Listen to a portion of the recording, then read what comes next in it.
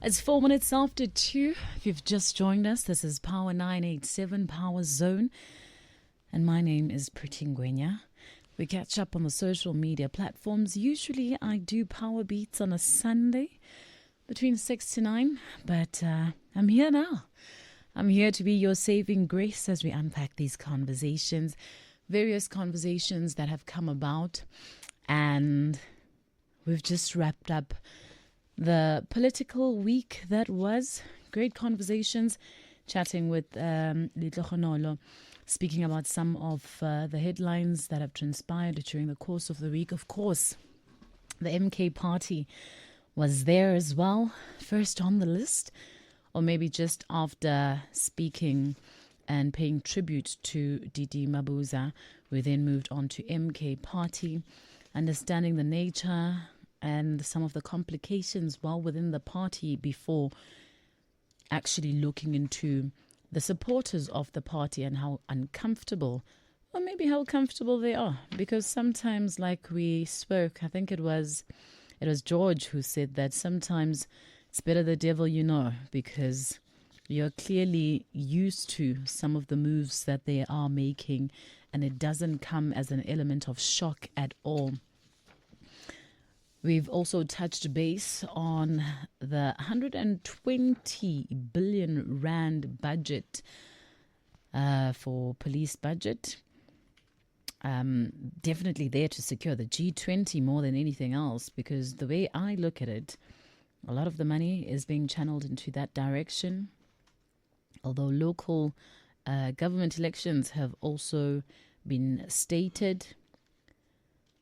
The revamping of police stations, vehicles. You know, I wanted to say to Katlego earlier on when he spoke about going to the police station and they couldn't assist him. He couldn't get an affidavit because he was there were clearly no pens.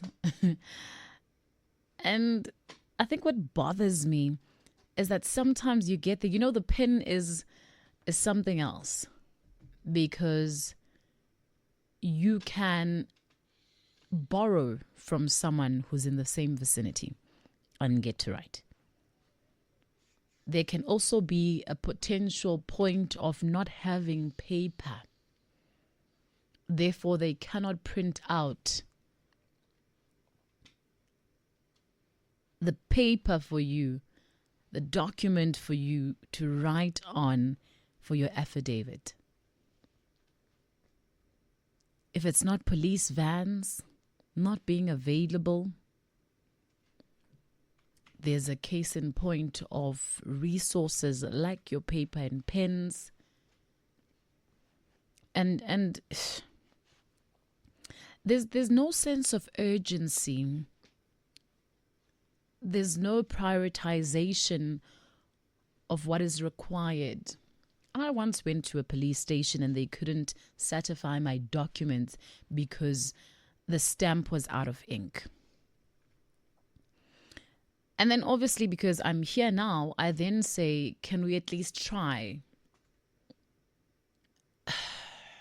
I could not even see a single thing. So you ask yourself, yet there are requirements that also need you to have these documents certified, whether you're applying somewhere, whether you need it to collect something. There's so much. I don't know. And I constantly say, yes, there is a fraction of good that the police service does for our country. But the most dissatisfying thing is the fact that a huge fraction is the most disappointing one. And with that being said, I think we also need to, at some point, pull ourselves towards ourselves. And the reason why I say this is because we turn to address matters with the wrong people. I can imagine a frustrated police official because you have now expressed yourself as though they need to go and quickly buy a rim of paper and come back and print. With police services, or maybe with any government entity, there's certain channels like any other business as well. A business that needs to run efficiently and effectively. You would find that you've got your receptionist who keeps the petty cash, who's also able to order any items that might be running low. And you will then attack this police officer.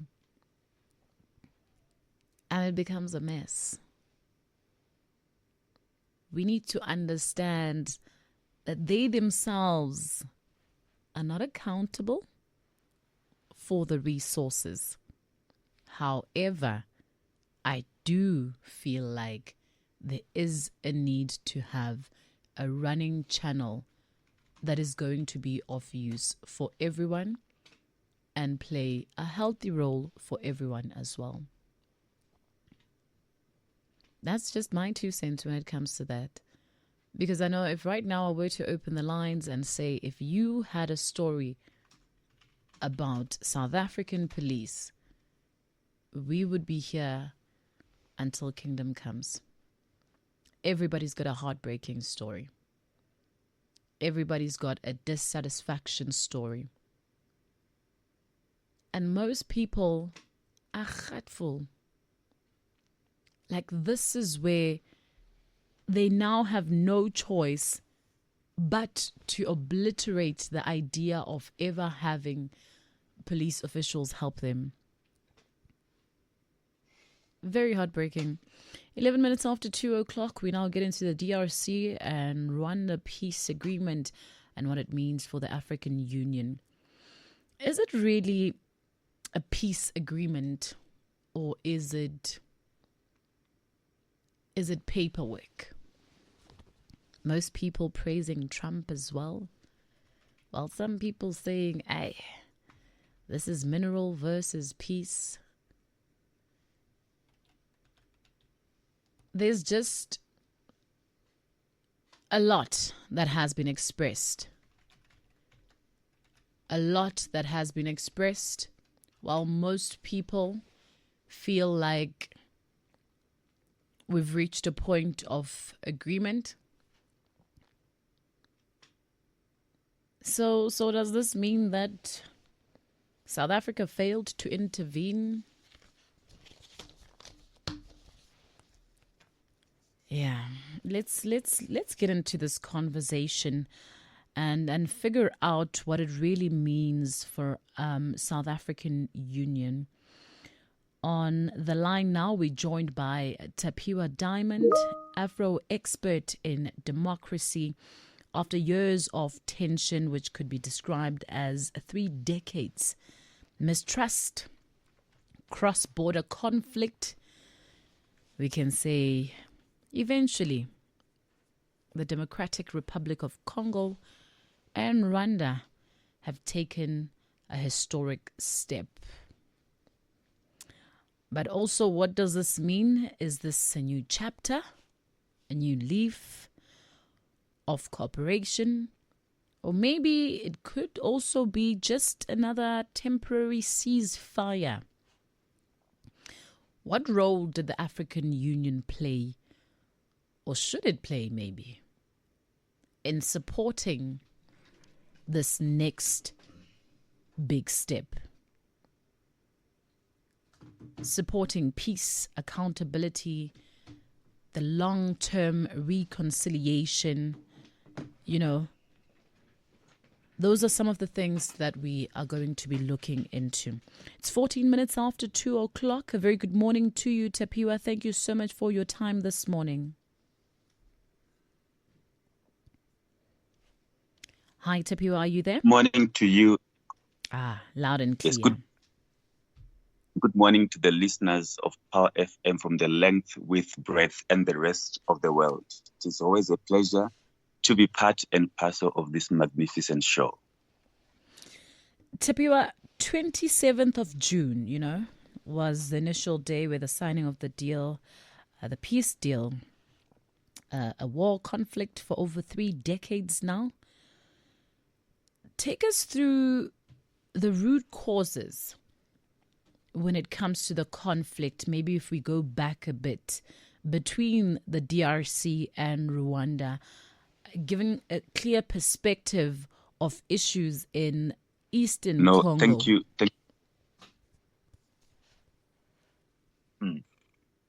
So I think this goes beyond just the issues between the DRC and Rwanda. This even goes beyond, the issue of the Berlin Conference.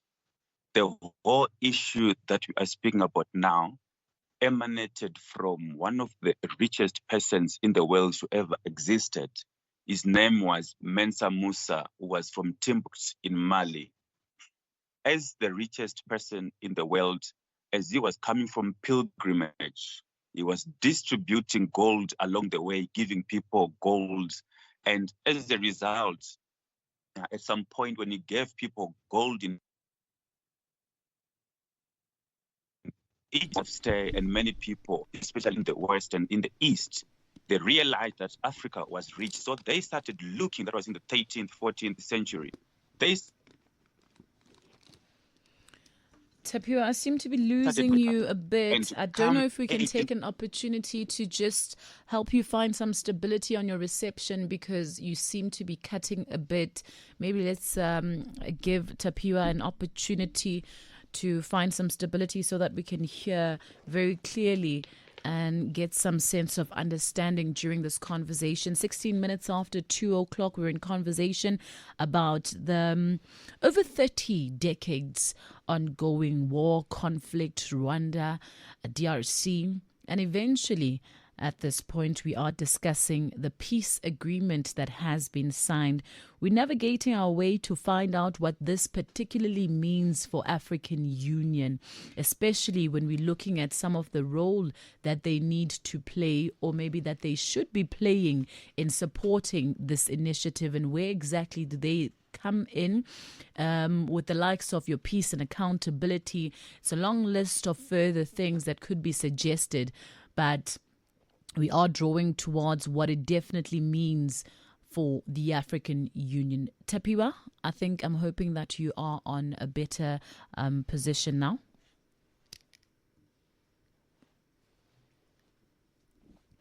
Have I completely lost Tapiwa? Tapiwa, are you still there? All right. So while we try and reconnect with Tapiwa, I think maybe I would give you the opportunity as well to be a part of the conversation and give us a call. One of the few things that I do want to unpack with Tapiwa as well is understanding the biggest key point of accountability, because we cannot shy away from the fact that Rwanda has killed millions of Congolese in order to occupy and seize what most people would see as an insight for rich mineral areas, And at this point, with this peace deal, it almost feels like now Congolese need to turn a blind eye and pick up from a brand new note where there has been no accountability. There hasn't been conversations that equate to the lives that have been lost during this war. Then for me, it also means that there might be a potential comeback of the very same thing. We obviously still have the idea and understanding that from reports of Congolese, they indicate that maybe the peace deal might be signed. However, they are still experiencing uncertainty on the ground. And this uncertainty is obviously something to be questioned. one might think that it's too soon for a complete peace position. But on the other side of that, when we call it truce, then there needs to be justification, a leg to stand on as to what has been done and how it has been done, and moving forward as well. There's a lot of accountability in a court that is being questioned when it comes to the M23. Dating back to the likes of Rwanda for years has been, hidden behind all this war. Plenty of dialogues were signed previously with the rebels as well. And in addition to that, there's not only the M23 as a group of rebels. Some of the simplest questions that we can pose is to ask about the factors that are brought into play and into power through coup and in dictatorship. There's so much more that needs to be unpacked. Tapiwa, are you back on the line? Good morning to you. Can you hear me now? I can hear you now. Thank you very much, Tapiwa. Thank you very much. I think just very briefly, as we obviously didn't get a full sense of your response to the question, but I want you to then take it from there, speaking about the conflict between DRC and Rwanda, but also then bring into play the idea of signing of this deal, which of course we do understand that prior there have been dialogues and signed deals as well, but maybe not necessarily materialized to the satisfaction of the people that feel victimized. No, thank you very much. So as I was saying, but very, very brief in terms of history, when Africa was during the scramble for Africa in the 1800s, this had emanated in the 13th, 14th century, where Mensa Musa, the richest person in the world, had traveled in the world coming from pilgrimage. And the world became aware of the gold which was in Timbuktu region in Africa.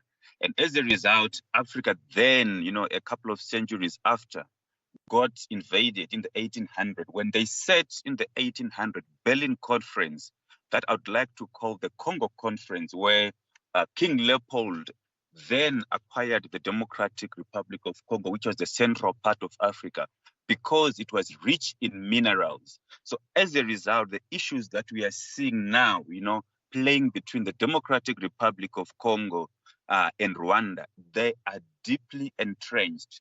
The accusation of Africa for exploitation of mineral resources has always been there. This is a man-made battle.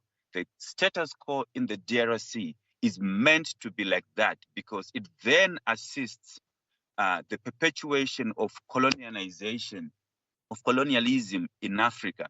So the DRC Rwanda peace deal that we have seen now, it's simply an entrenchment of economic colonialism, because what we would want to see, when we look at the DRC, this is a nation which is scarred by decades of blood-stained battles and is in desperate need of peace.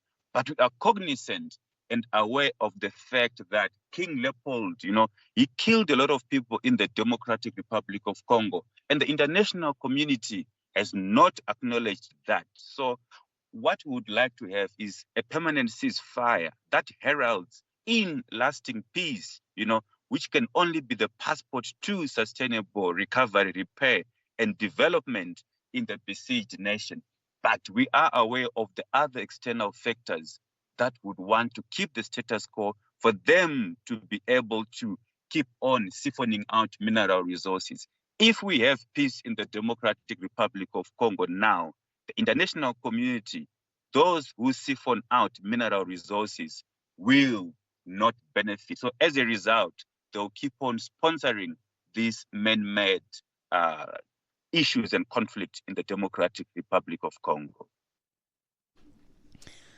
Now, the Eastern DRC remained very volatile region. And this is obviously despite repeated international and regional peace efforts. Right. When it comes to this particular agreement, one can also argue when you bring in minerals that there's quite a thin line that could potentially disrupt people and they train of thoughts, especially bringing in the US and Trump playing a role in this peacemaking. Is this really peace or minerals where we stand in our understanding? You are correctly pointing out that there is a lot of doubt which has been casted on this particular deal. This is not the first time that we have had peace deals in the Democratic Republic of Congo. The relationship between DRC and Rwanda has always been one where I believe it also has to do with issues of betrayal. When we had Mobutu Sese Seko in the DRC, he was assisted. When we had him, when Mobutu Sese Seko was taken out of power, there was a lot of assistance from Uganda, a lot of assistance coming from Rwanda. But what Kabila, Joseph, Laurent Kabila, Joseph's father, did in the DRC was that he then did not take care of Rwanda. Immediately after he came into power, after ousting Mobutu Sese Seko, he did not pay back, in terms of paying his dues to those who had supported in him taking over. And as a result, that's why, he was immediately assassinated. When his son came in, Joseph Kabila, still the relationship between the Democratic Republic of Congo and Rwanda was not nice already because they had not trusted what his father had done. And as a result, in the eastern parts of the DRC, which is the mineral-rich belt part of the country, we know from 1997, it has been, there's always been a lot of fighting which has been happening there. And currently, we have seen the CODECO, Cooperative for the Development of Congo, a militia group, which in this particular instance, even when we go on the 27th of June, when the deal was signed, but on the ground, the guns did not stop blazing. The infighting in the eastern parts of the DRC did not stop. Yes, currently Washington is very happy because they are now having the upper hand. The relationship between Felix Tshisekedi and Washington is one currently that has to do with the perpetuation of the looting of the mineral resources, but the fighting on the ground in terms of us having a permanent peace deal, it would not happen. This is just, on paper, but at the big level, it has to do with the continuation of the siphoning out of mineral resources. We have seen the African Union coming in. We have seen, even the regional blocks with the MONUSCO coming in. MONUSCO has been in the DRC for the past 20 years, and they've been pumping in, at least 1 billion in terms of towards for their budget in terms of keeping peace in the DRC. But unfortunately, we have not seen peace in the DRC. The questions that we ask ourselves is to say, are they really, the United Nations, did they really fail to have peace in the DRC? Or the mandate is to keep the status quo? The mandate is to keep the status quo, because when we keep chaos and disorder, it then necessitates the continuation of the siphoning out of the mineral resources. The deals which are brokered, the peace deals which are brokered, they will not have a serious influence on the ground. They will not lead to peace happening in the Democratic Republic of Congo, unfortunately. The fighting will keep on going because of the richness that is in the DRC that people are interested in. You're absolutely right, Tapiwa, when you speak about the process of divide and conquer as means and ways of dividing the people and then obviously making it easier to allow some of the people that would want to really economize on the minerals. Let's now bring in the AU, the African Union. Is there some sort of role that they've played? How involved was the AU when it comes to brokering or supporting this agreement? Well, when we look at what Kabila has said, he's of the belief that the Congolese people deserve more than propaganda and a diplomatic show. Congratulatory handshakes in the US cannot block out red flags about the lack of active participation from the African Union, the exclusion of M23 and other militia groups, and the lack of dialogue with ordinary citizens who are most impacted by the ongoing warfare.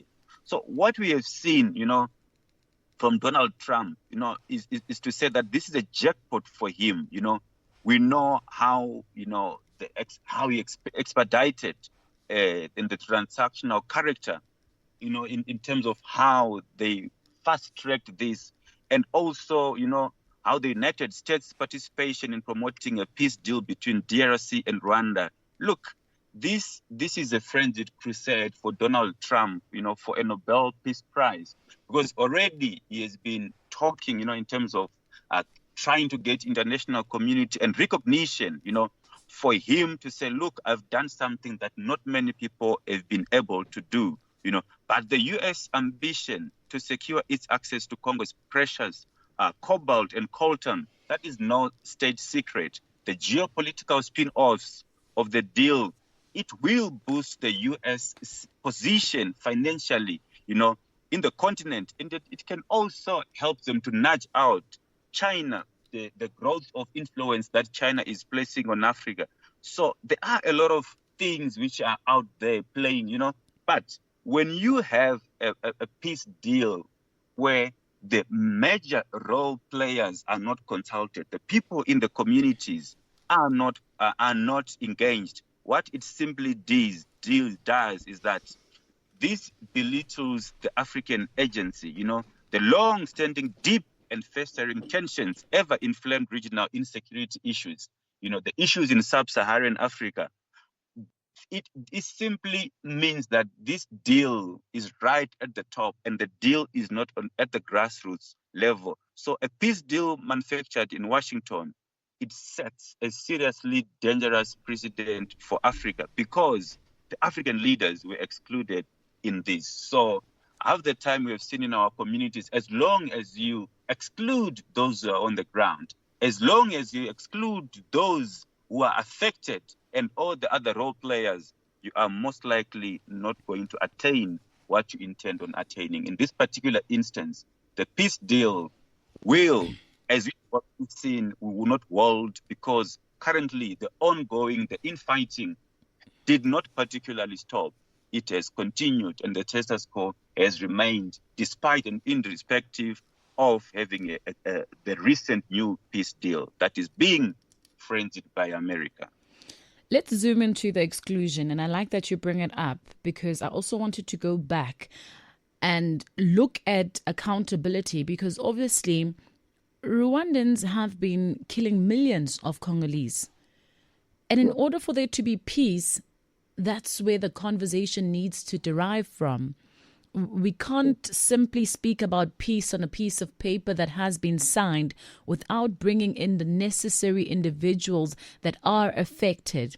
And I'm glad that you also highlight the different entities that came through to actually speak about this peace deal without bringing in the very same people that are suffering from this occasion. Bring me up to speed with that. How do we then bring accountability to this peace deal? So we can even go broader and say, when we as Africans were colonized, we then formed the OAU, the Organization of African Union, in 1963. When the last born for Africa was born, that is South Africa, after South Africa was born, after we attained, independence in court, so to say, we then in 2000 had the African Union, which was now a different trajectory, which was now a trajectory to say, now that we have attained peace, probably freedom, that is political freedom, from what we were doing in the beginning with the likes of the Kwame Nkrumahs, the Haile Selassies, and all the founding father figures of Africa.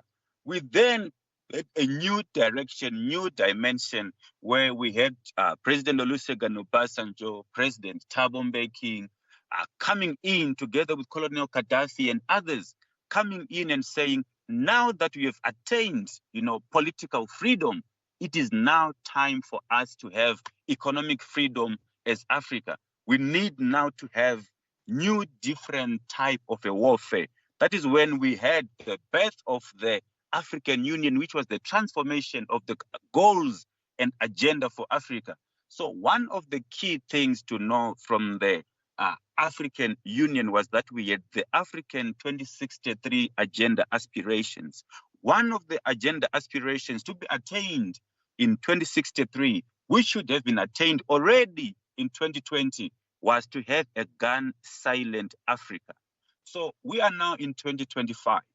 The goal that we had, which was to silence the guns, in 2020 has not been attained. Who then becomes accountable? You're speaking about accountability. So the lack, of a stronger African Union, the lack of African Union, which has powers, to impose and powers to make sure that there is an implementation of peace, rules, and regulations. It then means even the African Union on its own, whatever things it might say, it only then becomes a talk show without having powers to implement. The same applies to the Pan-African Parliament. They can decide, but they cannot implement. Then you have the regional body, ECOWAS, which does have powers to implement, whatever decisions. It can impose sanctions on a particular nation if the nation, goes wayward. So without accountability of the African leaders and the political leaders that we have, it then means that tomorrow anyone can freely do as they please because they know that no one is going to hold them accountability.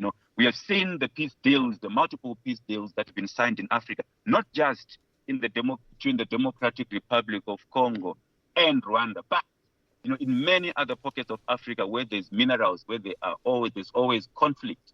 Those peace deals have not been respected, and no one can be held accountable because we don't have institutions in place that can make other people to account. So as a result, it is still the people on the ground who tend to suffer due to the lack of accountability to hold some of these peace agreements, issues to do with rules and regulations and accountability. These are an arm's length relationship as far as African leaders and governments are concerned.